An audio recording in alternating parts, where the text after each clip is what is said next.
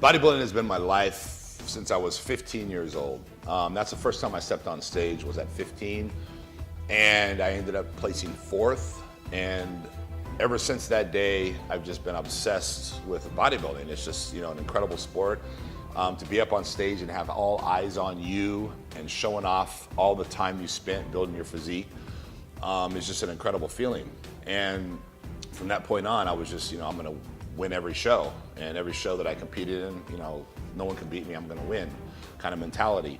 And obviously that's not always the case. And for me, it became very addicting, just the whole sport itself, because if you have a champion's mindset, you're basically willing to do whatever it takes to win. And when I say whatever, it's whatever it takes. Whatever this guy's doing, I'm gonna do more. That's basically what it's about. That, if you're gonna do it, you're gonna win. No second place. Second place is the first loser. And it just took over my life completely. All that mattered was winning.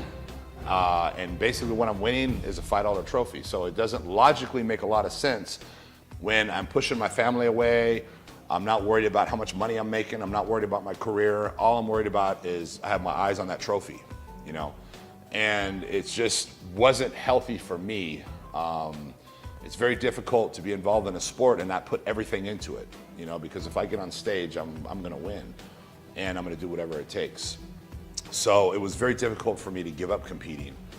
And I still have the thoughts in my head, but as far as the bodybuilding itself, the building the body, the eating, the looking at the physique and making the perfect physique, I still enjoy, and I still do. And my life still revolves around that. I've just taken out the competing part. And when you have a vision in your head of what the ideal physique is, and then you go to the judges after a show and you ask them, what should I do differently? Which is part of what you do, because you're trying to appease the judges, because they're the ones that are deciding whether you're gonna win or not. And they tell you something you don't wanna hear. They're telling me that I need to, do this and do that. And in my head, that's not the ideal physique. That's not how I wanna look. So you have to question yourself, is it more important for me to look good for myself, or more important for me to look good for those judges so I can win that $5 trophy? And the truth of the matter is I look at myself in the mirror every day.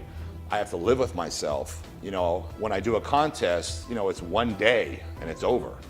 So the reality is to actually take my physique to a level that I'm not very happy with, just for the sake of winning a trophy, doesn't make much sense.